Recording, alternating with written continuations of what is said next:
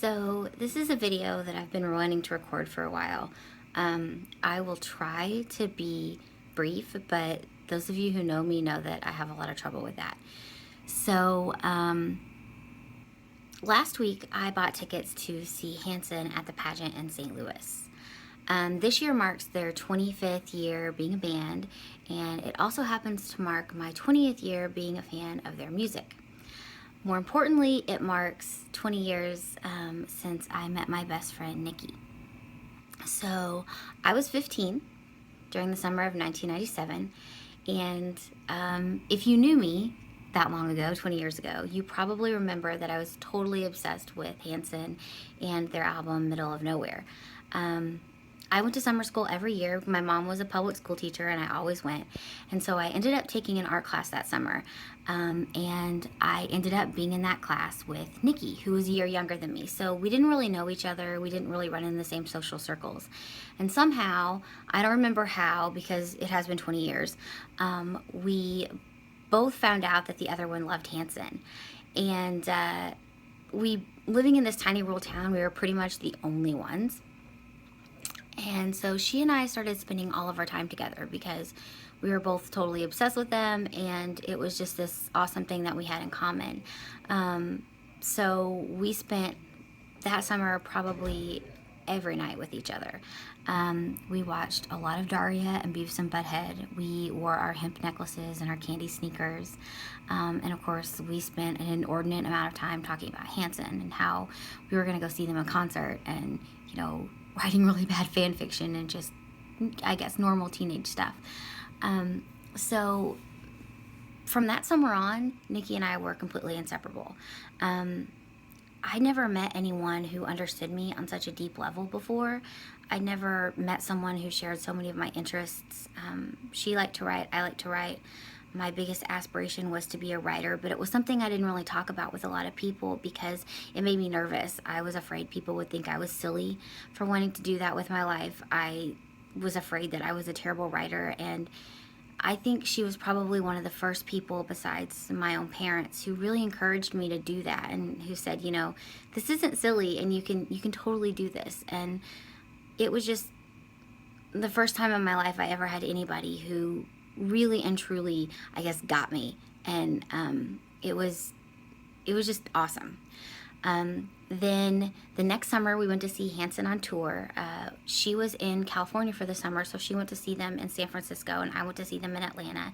And of course we called each other after it was over to talk about how awesome the show was. And I remember she got, like on the third row, she got a seat upgrade, and they had super soakers at that concert, and the sign she made got wet with super soaker water, and we thought that was like the coolest thing ever. And then, so fast forward about 3 years later, in 2000, Hanson's This Time Around came out. And I was a freshman in college, or getting ready to be, and she was getting ready to be a senior in high school. And that summer we went to Memphis to see them. They did a mall tour, and we got to meet them. And I remember Nikki took her copy of Gone with the Wind for them to sign, which, again, if you knew her, that's just so her. That's just something she would do. And she, of course, cried after she met them. Which again was so Nikki. That fall we went to see them in concert again in Memphis, and then we went one more time to Kansas City. So that was the last time that we got to see them together.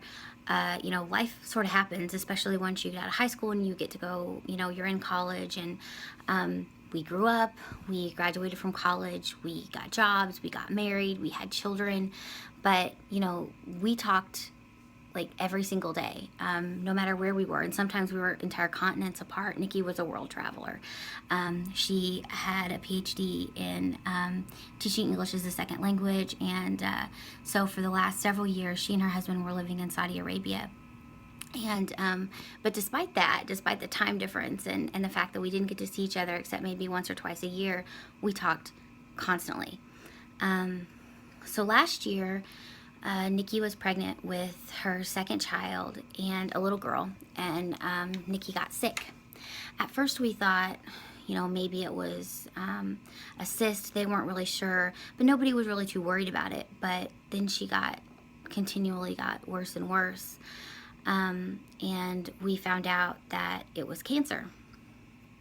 For Nikki, the most important thing was making sure that her daughter was going to be healthy and have a chance to live. So she didn't want to start any cancer treatment right away because she wanted, to be able to carry Juliet, that was her name, to term, or as close to term as she could. Then in July of last year, she ended up having to have an emergency C-section, and Juliet was born, and she was very premature, but she was also really healthy. And so Nikki didn't get to start treatment for her cancer until August. But by that point, it was just too late. The cancer had spread everywhere. It was stage 4, and the doctors told us, there's just not a lot we can do. It was really hard to hear that, especially because she was so far away and I couldn't be there with her during that time. Then in October, it got a lot worse, and they told us that she probably just had a couple of weeks to live. And I remember the morning that I got the phone call, I knew before I answered the phone what it was. I can't even begin to describe the way I felt when she died. And anybody who's ever had this kind of experience probably knows that there's no real way to describe it. You can't explain it. But when somebody who's so incredibly close to you dies, you feel a lot like you're dying too. And you can't do anything. And I think that's the hardest part, knowing that there's nothing that you can do to save them, and there's nothing you can say. And then you wake up one morning and they're gone, and the world is just a little bit less because they're not in it. We brought her home to bury her, and she was buried on her parents' farm. We had her funeral in the high school gym, and I spoke at her funeral, which was probably one of the most difficult things I'd ever had to do. Losing her has been the greatest loss of my life. I'm 35 years old. I can't say, I know it's not going to be the only loss in my life, and it hasn't been the only loss in my life, but it has been the greatest loss of my life. This October marks the 1 year that I haven't had her, that none of us, she's been gone.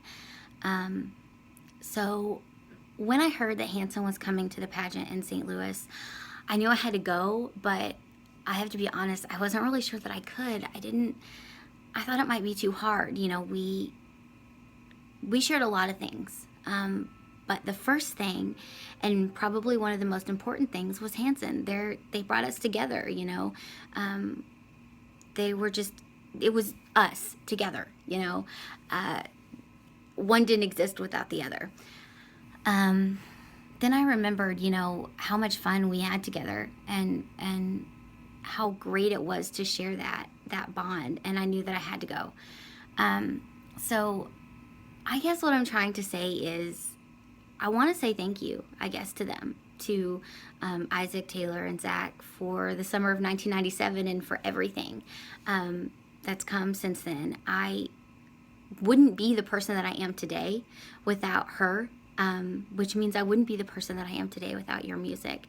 And I just want to tell you thank you for helping me find my best friend. Thank you for continuing to make music so that I can go to your concerts and watch you play and remember Nikki. I doubt you'll ever see this video. I don't even know if I'm going to share it because it's almost 10 minutes long. But I needed to record it, not just for her, but for myself. I needed to say it. Nikki will always be my Lucy, and I will always be her Madeline, and nothing can take that away. And so I just wanted to say thank you for doing what you do and loving what you love, because if it hadn't been for the middle of nowhere and the summer of 1997, I wouldn't have the wonderful memories that I have, and I wouldn't have my best friend, and I will always and forever be grateful.